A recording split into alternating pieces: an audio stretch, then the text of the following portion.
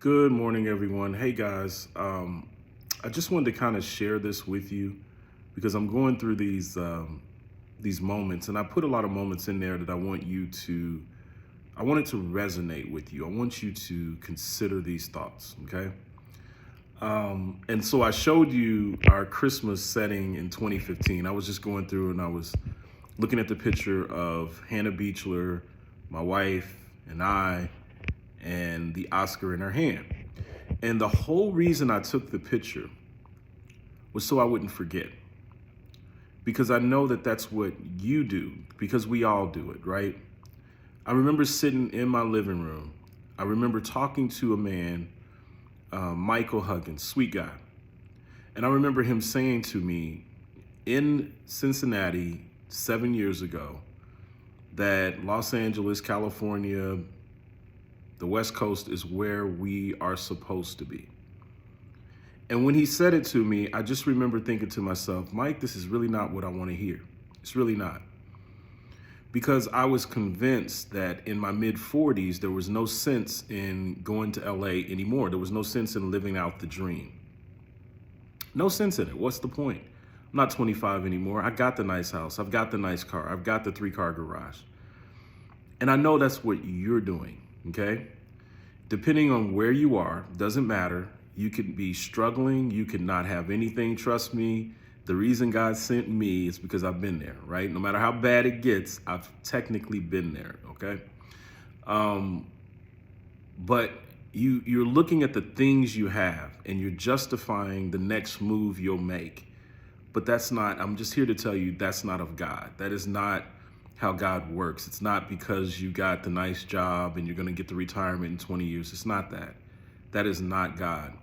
And I wanted you to understand me fully, comprehend it clearly, that my mother and my father were both born in the 1930s, 31 and 32. A small history lesson for a novice would let you know that they were born during the Great Depression. And when your parents are born during the Great Depression, what do you think every single thing that they have to say to you is like? Everything that my parents had to say to me, although great, was go to school, get your education, go to work, find a good job. You find a great woman, you stay with that woman.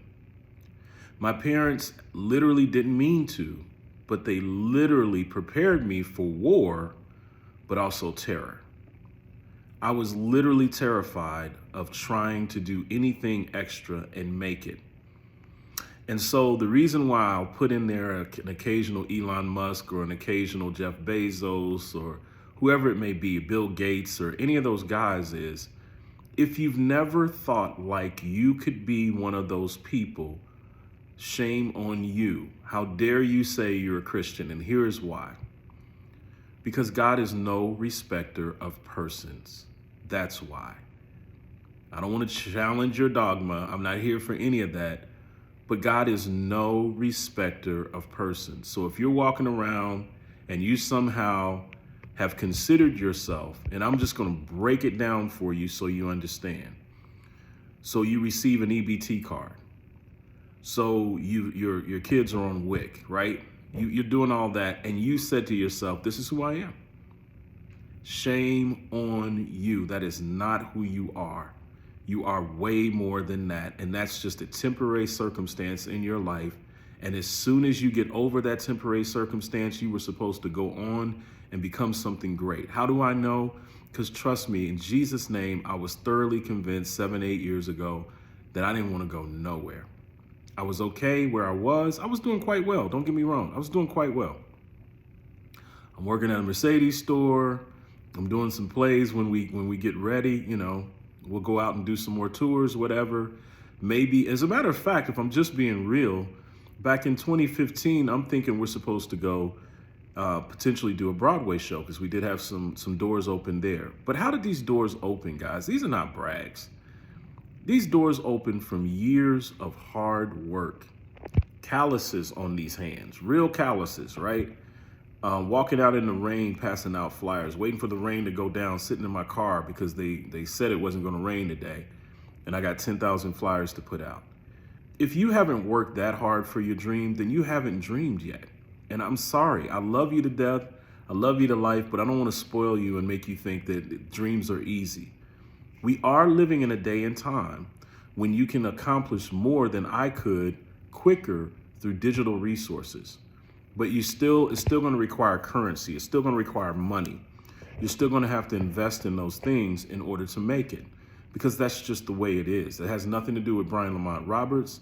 And no, I cannot lend money out to every single person for every single thing that you may want to do.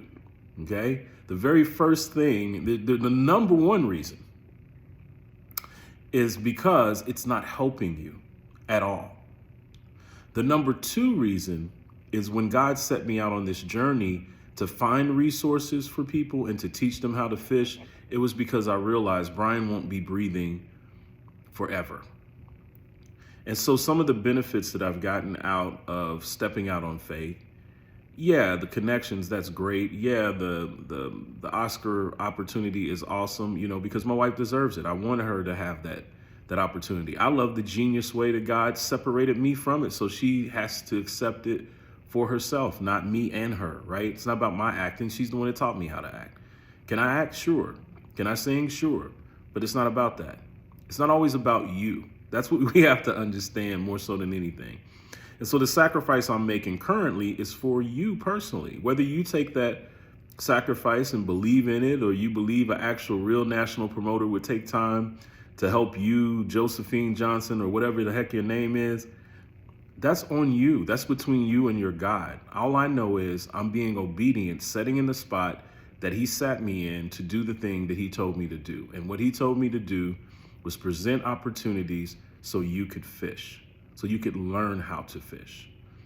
And so when I look at things like projects like New Me, and I see the great rewards that I've gotten physically in my own body, I was at the point of literal fatigue because I work my butt off every single day. Every single day. If you're giving less than me and I'm already a millionaire, why? Forgive me. Why? For the life of me, I don't understand why. Why are you not desperate enough to make it? These vacations and these trips is something my wife and I sacrificed for back in 2003. We started losing so much, we were tired of losing. So anything that had a vacation package attached to it, we started saving for. We started with a timeshare. That's how we got started in all this. It wasn't because it was decadence and we had so much money. No, it was just because we wanted to feel like kings and queens at least 2 weeks out of the year, which was something that we learned could extend your life. So if you haven't taken trips with your family, you haven't gone anywhere, my question is, do you not want to extend your life? What are you working for? If you can't enjoy it with the people that you love, it's pointless, right? It's useless. And so that's where we are. I wanted to put this together because I wanted you to understand that Brian Lamont Roberts loves you. That's the only reason why I sit here, I put content out, I talk to you, any of that. I mean, it's because I love you. I am not your big brother. I'm not your uncle. I'm not your cousin. Trust me, I've got way more of those than I need. My dad was one of 19 children. My mother was one of 7 children. There is tons of family out there that I know. You don't see tons of my family in here. It is because this is built for you. When you start putting your relatives in there, then it carries more weight attached to it. I mean, I don't want to tell you how to build. It's your business, but that's what begins to happen. So this is about legacy. This is an ecosystem. An ecosystem simply means whatever you need, whether it be a fashion designer, whether it be shoes, whether it be a grocery store, whatever it is, we're going to build one another up until we all reach our destination. That's what an ecosystem is. If you're only taking from this ecosystem, but not building or putting anything into this ecosystem, then you are 100%, you got the word from me, doing it wrong. It's not about receiving all the time. That's not a message in the word. Thou shalt receive and receive and receive. That's not how the Bible's written, right? The Bible says, give and it shall be given unto you. pressed down, shaking over, running over, right? The Lord doesn't have a problem blessing you, but you've given to nothing. I placed in there a young couple going through a fire situation. I sat and watched it. Very few people did anything. And that's your business. If you wanted to, you could have sent it through Cash App or wherever you want to send it. This is not a guilt trip or none of that stuff. I don't know the family. I just had a chance to talk to the young man, and I knew that he was struggling. I knew it was bad. But that's how people think in today's times. We just kind of think about ourselves and then we move on. Even if it's $10, even if it's $5, you could have done something, right? So I'm not here to challenge anything in you. I know that we all have bills and this and that and the other. But one thing that I have learned is no matter how bad I was doing, no matter how many cars I lost, what house I lost, what apartments I got evicted from, I still had a giver's heart. Don't let it callous your heart. You still must be a giver. This holiday season, think more about someone else than you do you. And you'll be doing yourself a great favor going into 2023. God bless you all. Have a great one.